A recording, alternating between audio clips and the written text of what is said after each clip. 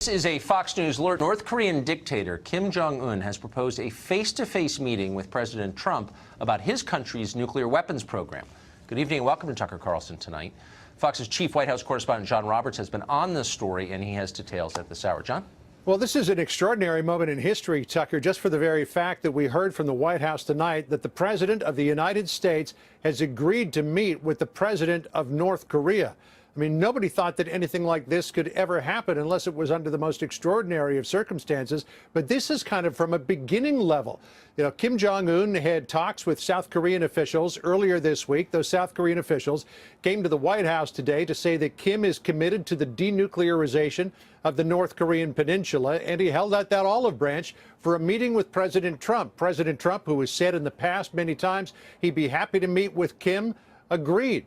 But this is aiming toward the denuclearization of the North Korean peninsula. This is not about freezing North Korea's nuclear program, as has happened so many times in the past, only to watch them cheat.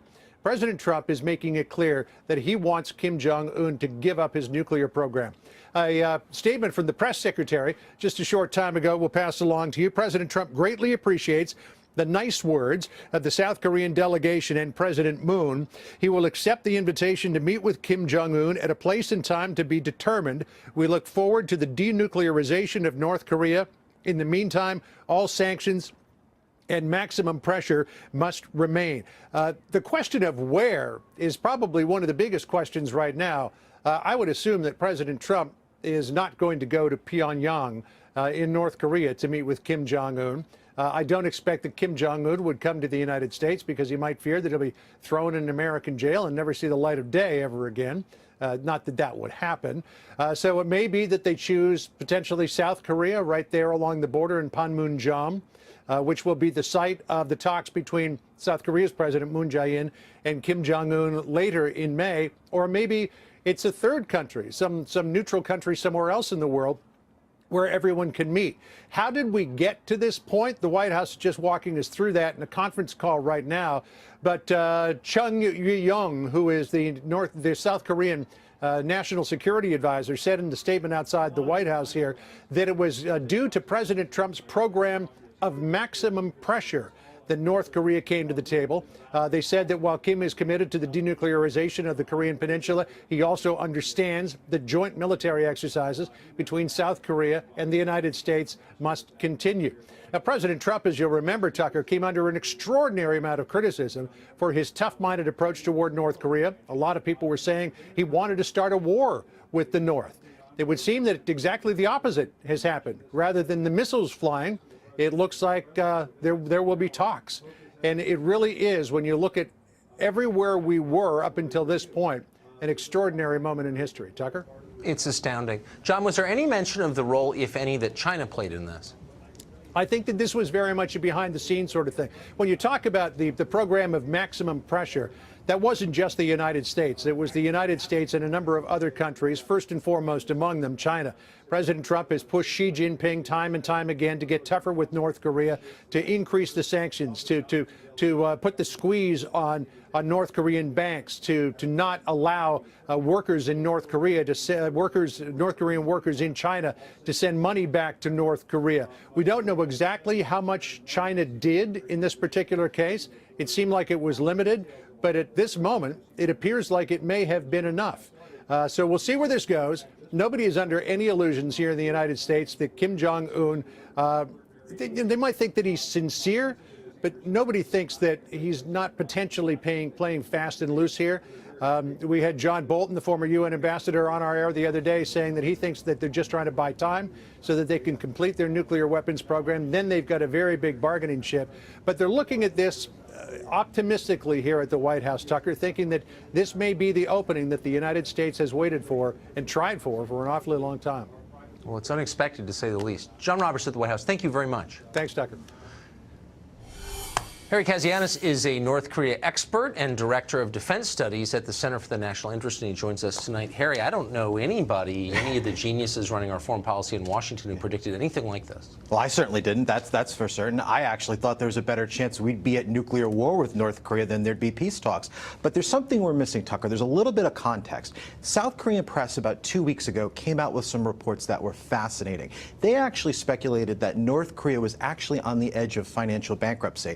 By October, their foreign exchange reserves are probably going to be exhausted, and their dollar reserves are going to be exhausted. Yes. So that means North Korea is essentially bankrupt. You can't build a lot of nuclear weapons and a lot of missiles when you have no money to do it, to pay all the different spies and people to bring those materials back. Right. You can't also feed your people that way. So I do think the North Koreans might be trying to buy some time here, but I also think that Kim Jong-un's newfound pragmatism, there might be a bigger reason for it. So what do you make of this? Kim pledged that North Korea will refrain from any further nuclear or missile tests. As long as we're talking, that's the other caveat to that point. So I guess as long as that both sides are negotiating and we're trying to figure something out, then they won't test. There's a bigger point to all this. What I would urge President Trump to do, meet with Kim Jong-un, throw the Hail Mary. History shows us sometimes these things can actually happen and work out. I don't think there's anything wrong with that. But what this administration cannot do, Tucker, is give him any bribes, give him any economic incentives. The North Koreans have tried that in the past to come to the table. That would be the wrong move, and that would be a mistake. Huh. So what is the gambit? Continued pressure, I guess, in the words of South Korea? I think what we need to do is we need to test North Korea's intentions. Maybe they're sincere. Maybe they are willing to come to the negotiating table. Because we have to remember something here. The North Koreans, time is against them. Their economy is a disaster. It's worth something like $14 billion. South Korea's is worth something like $1.2 trillion.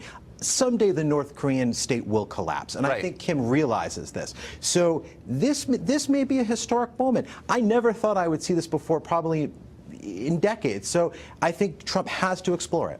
And he may be the one president who would actually do this, who would go meet with the North Korean leader. Is he going to stop on his way in Oslo to get the Nobel Peace Prize? He should be given the Nobel. If he lands this, if he closes the ultimate deal of a lifetime, you give that man the Nobel Prize. There's no question. But let's be, I mean, the chances of that are right around zero, I think.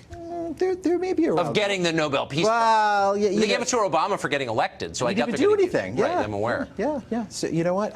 Trump's got to explore this. So what happens? I mean, just to game this out a little bit, and it's obviously this is speculative, but the end game, of course, is reunification. The Korea is becoming one country again. What would that mean for everyone else? It means a lot of good. It means a lot of bad. The bad is the toughest part.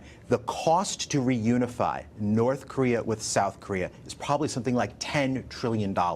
You're talking about having to build roads, bridges, take care of their people. The economics of that would be totally insane. Plus, you would have China and Japan very nervous about what a strong Korea would mean for the region. Just thinking that through is just astronomical. Huh. And China would not be in favor, and Japan would not be in favor. I don't think Japan, I think you could convince them in the long term. China, I think it would be one of their biggest fears. Well, we're thinking ahead. But for the moment, this is really, it's amazing. It's history and again, as usual, no one in D.C. predicted it. Harry, great to see you. Thanks, Tucker. Appreciate it. We've got a lot more in this break. Fox News alert: the Trump administration remarkably planning the first ever meeting between a sitting president and a North Korean leader. Nobody saw that coming. Brad Blakeman is a former member of George W. Bush's senior White House staff, and he joins us tonight. Brad, just as a political matter, as a foreign policy matter, this is shocking news. Yeah. What are the ramifications of it? Well, in Trump vernacular, this is huge. It really is, because it came out of left field, and I think it came out of a policy that was so dramatically different than President Obama. Strategic patience for Obama versus enough BS from Trump. He had it. He put sanctions on. He got the Chinese to do things they were never willing to do under the prior administration, and we gave up nothing for this meeting. Sanctions continue, our joint exercises continue, and there may be a meeting in May with the president. He accepted, but there's a lot of groundwork to be laid before that meeting will be had. What's so interesting, though, is that strategy was greeted in Washington by the same people who said the Iraqis would greet us as liberators with horror. Like, this is insane, and we're going to nuclear war, and you're totally out of control, you don't know what you're doing. Is anybody going to say, you know what, honestly, I was wrong? And I guess it kind of worked. Well, the resistance will never admit that Trump was able to make this breakthrough. The question is, what will come from a meeting, a face-to-face meeting, with the president of North Korea and the president of the United States? I equate this is the modern day Nixon goes to China. Mao makes this guy look like a choir boy compared to the brutal dictatorship, hermit kingdom. But look, if Trump is able to make even a modicum of difference in turning back the clock on their nuclear program, and this is going to be huge, and it's going to be good for the United States, it's going to be good for the region, and I think China deserves a lot of credit, the South Koreans deserve a lot of credit, but there's a lot of groundwork in the next month or so. For sure, and it may not work, but this is not a step, obviously anyway, toward war. Last question, could any other president, whatever Trump's, whatever he's not good at, could any other president have done this? It would be hard to believe they could. Why? Is because he's so unorthodox. He's willing to do things that Foggy Bottom would never have entertained, and that's why he goes around people and does things that are totally unexpected. That's a good point. Yeah, the State Department did not do this. Oh my God, of course not. Yeah, of course not. Thank you for reminding us of that. Pleasure. Brad Blakeman, great to see you.